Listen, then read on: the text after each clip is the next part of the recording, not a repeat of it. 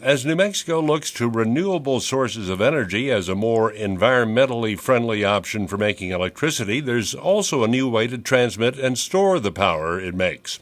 It's called superconductivity, and its applications are being developed at the Los Alamos National Lab.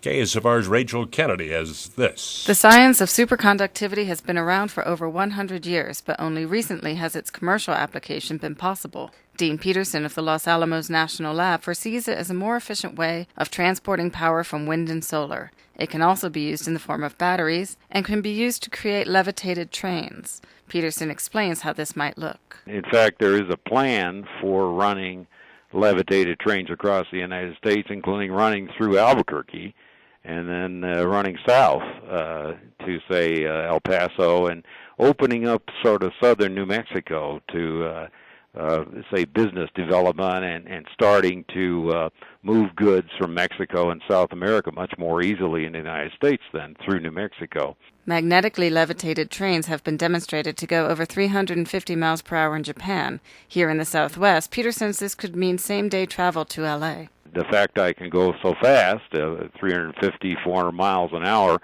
means I could do business in say, Los Angeles in the same day that I return, right?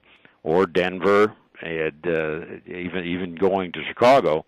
And so it offers some alternatives to planes for these intermediate distances then of, say, 500 to 1,000 miles. That would be very attractive and efficient. Levitated trains may be in the future, but right now superconductivity is being used as a more efficient way to power cities like New York. New York and Columbus, Ohio are some of the sites that we're actually pulling out these copper cables that are taking power into the inner city and putting in superconductors cables that can carry over 10 times the amount of power in the same volume. And so what this does is free up conduits then. Maybe you have 9 conduits coming into the city, and now I can just use one that to carry the same power that the 9 did, and that frees up the other 8 to put, say, communication lines in or whatever I want to use them, or even more power than I had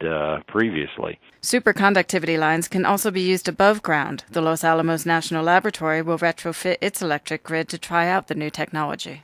It's starting to integrate these devices into the grid, and one way we're doing that is looking at actually putting them on the Los Alamos National Lab grid and looking to start to use cables and some of these devices here at the lab on our own grid. Superconductivity can also be used to store energy such as wind and solar, which can be intermittent. According to Peterson, the technology is there to store energy indefinitely.